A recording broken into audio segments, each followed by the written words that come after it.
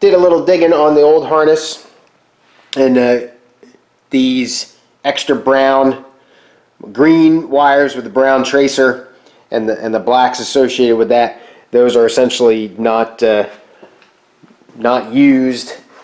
My guess is that the auxiliary harness, which is just this little single guy here that runs onto the back, they probably make up the same exact ones for a couple models of cars. And I think either really late Mark IIs or early Mark IIIs, there was an extra lamp back here, reverse lamps, I believe. I got to look at a later car and see if I can figure out that that's what that green with the brown tracer is. But I don't have that, and the main harness that's underneath the dash doesn't have that wire. So I'll go ahead and I'll splice the 5 that I've got, run that to the back of the car. That'll all be set. I think I may have come through the high beam thing, but I'm not positive yet. This little harness right here seems to be that, but I'm not sure. I got to do a little bit more research, but that'd be nice if I can use this. It's obviously kind of yucky and greasy and dirty and stuff, but if I can clean that up and repurpose that, that would be convenient. So I'm going to go ahead, I'm going to steal all of these little splice things, which are a pain in the rear, and get them on the car so I can continue to wire the harness up. This is one of those hold down wiring, hold down, and what I did was I picked up some shrink tubing from Harbor Freight. This stuff is, there we go. Stuff's pretty cheap. I think it was $1, maybe $2 for 8 feet. So definitely more than enough to do the whole car. It's 5/16 of an inch wide, and since it's shrink tubing, obviously it's going to shrink. So all from the factory, all had little rubber pieces on it, probably a little bit more bulky than this shrink tubing, but that's probably what it was. I don't know if they had shrink tubing in 1966 or not. But I got my little heat gun here, and I'm just going to heat that stuff up, shrink it on.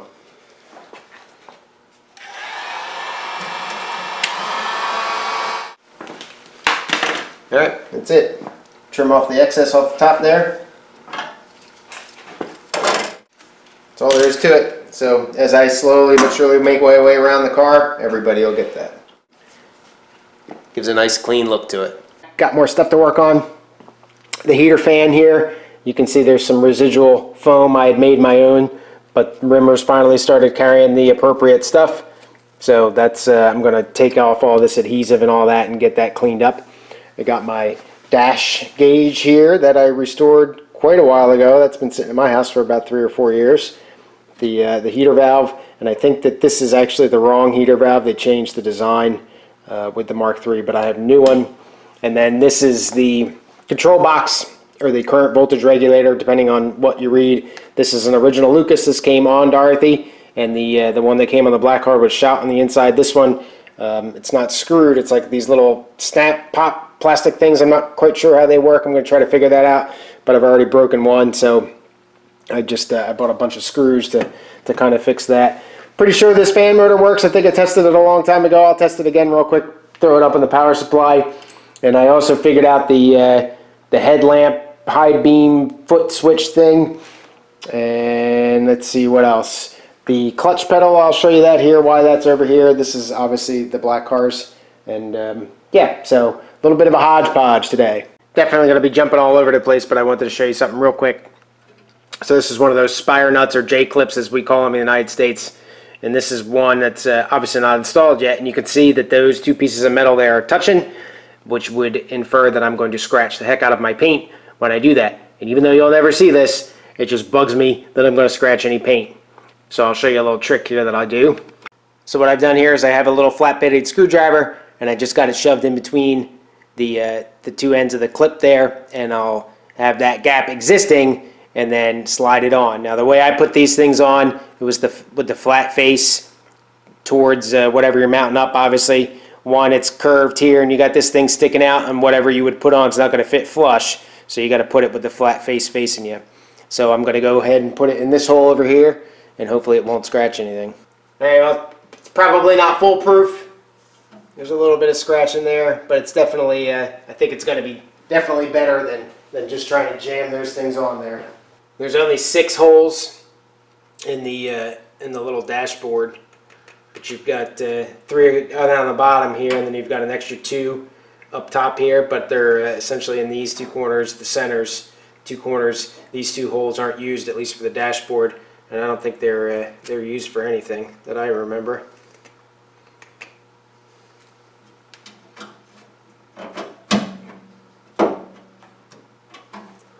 Again, it's not perfect, but it helps you at least get it started.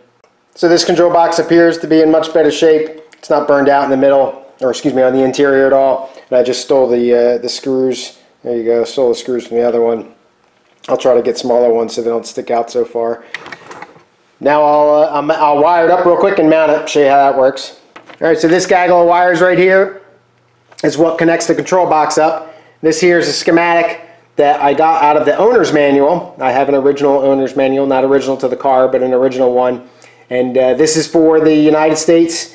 The foot switch that I was talking about for the high beams is down here. There's a couple other things that are fixed in this one that are mistakes in the workshop manual, specifically this number 8 right here. This is the horn fuse. That's not identified. They call the this horn portion there, that's more properly called the horn relay. They have that labeled as the horn fuse, and all the numbers get all screwed up. But anyway, up here, this number 1, that's the control box. So you've got B, F, W, L, D, and E, and then that shows you where all that stuff goes. So I'm essentially just going to mimic all the wires up for that thing. It's easier to wire it up when it's in your hand and then get it mounted. So this first B over here has got 2 brown wires going to it. And that's this double guy here. And then the next one is another brown wire. So this single one right here. And then what's next is the F wire, and that is brown and green. That's that guy right there. And then the next guy is brown and white. Or excuse me, brown and yellow. It's a Y. Brown and yellow, but a small one, small spade. You've got another brown and yellow here that's big. So that guy is going to go there. Next one's the big brown and yellow. And then finally the ground. Alright, so that's all good. I'll get that screwed down. This here, as far as I know, is the original starter solenoid. Still says Lucas here, though you can't see it. Obviously I got the grinding wheel here. I'm going to clean it up real quick. It's in a halfway decent shape. It works, or at least it did 4 years ago.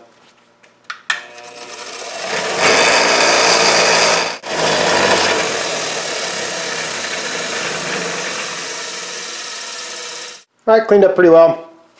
This strap here doesn't come off, it's spot welded in, so I really couldn't get inside of those with the wheel. I'll take a wire brush to it, but yes indeed, it says Lucas 2.5 something, made in England, 764461. I assume that's the part number, 12 volt, 1065.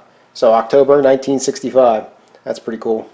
I did get the starter solenoid down, the coil at least screwed down, and then the water heater control valve. My hose routing is not correct as it is right now. This hose here, it's all formed. That's going to kind of go like to this, and then this hose comes out of here and goes into there, and I got to get the routing right. I set it up for running the car in. But otherwise, I think what I'll do is go ahead and see if I can figure out the turn signal, or excuse me, the high beam light switch thing, and try to get that knocked out. Alright, well this spaghetti under here is pretty much all together. Got the turn signals here, green and with a red tracer, green with a white tracer, and green with a light brown tracer. They eventually go into 2 wires for the 2 turn signals, right and left, front and back. And then the single one is, looks like it's just the return, the power. Yep, so you got right turn signal, left turn signal, and then the power to that. So that's done. This purple and black one here, that's the horn. That's done. Here you've got, this is where it starts to get a little tricky. You got brown, or excuse me, blue with a white tracer. Yep, they're for the high beams. And then the red, the low beams. Straight up blue. That's just to go from the switch into the foot switch down here, that guy. So that allows you to switch in between the two, between high beams and low beams. Now the one thing that I don't follow yet is I've got this brown with the blue tracer on it, and I've got a straight up brown here, and then I've got another straight up brown here. Now what I found, you can see that spade connector there. That spade connector may go into there, or that spade connector might need to go into there. And I'm not quite sure because I don't see another brown wire coming out of the steering column. So I got to think about that a little bit. But what I'm going to do real quick is just run continuity from the brown wire. Will eventually go all the way back up to that control box on pin B. So I'm going to run a continuity real quick and see if that's the continuity that I get right here. And if it is, then I know that this brown and blue one goes to that brown one, and which tracks, because here you've got it coming out of the switch NU, that's brown blue, goes through a little connector, still brown blue. So that's what I think these two are, and then it goes into brown, which is why I think this is the right one and not this one. So I don't know what this brown one coming out of the steering column is. I've said that already. I got to figure that out. All right, now I'm getting all turned around, and it's not making sense to me, so I'm going to just kind of hold off a little bit here and move on to something else. Good example of a good idea to save old stuff, even if it's trash or trashed.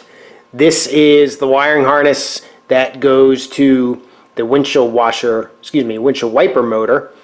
And you can see here this little guy right here. I think I'd mentioned in my video what I did on the windshield wiper motor, that I couldn't find the little clip. Well, there it is from the original. This is Dorothy's wiring harness. So obviously there's the two wires that go in, and then you can see this little eyelet guy down here. So I believe that this piece right here, this is just one wire, that black loop, and it's stuck in the wiring harness, and that's the entire length of it, and it just cleans it up, and it goes to get that ground part that I was talking about for the brake. So I'm going to cut the wiring harness open here at that little point right there and see if that's the case, but I bet you it is.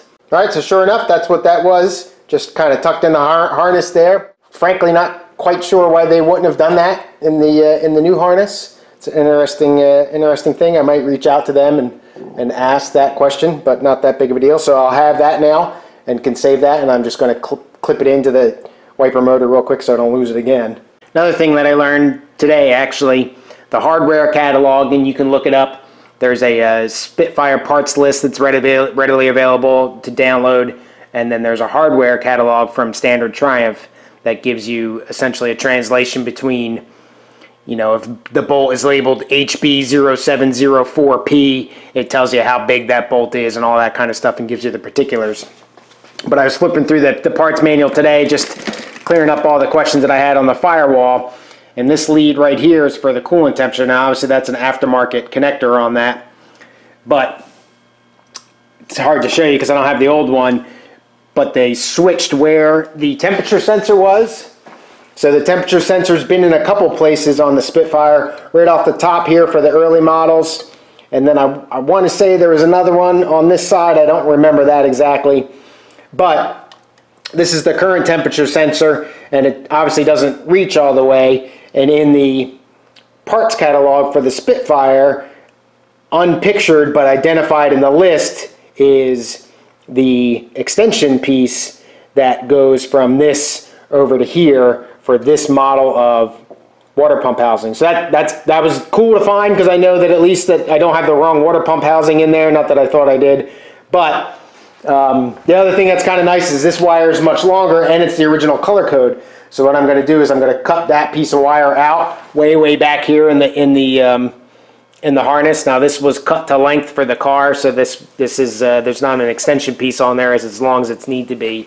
I do have some damage here, so I'm going to cut back at least that far. But I'll cut this off real quick and then just plug it onto the temperature sensor so I don't lose track of it. Went up into the attic last night and started rooting through some stuff just to kind of see what I had, and I knew I was missing some stuff.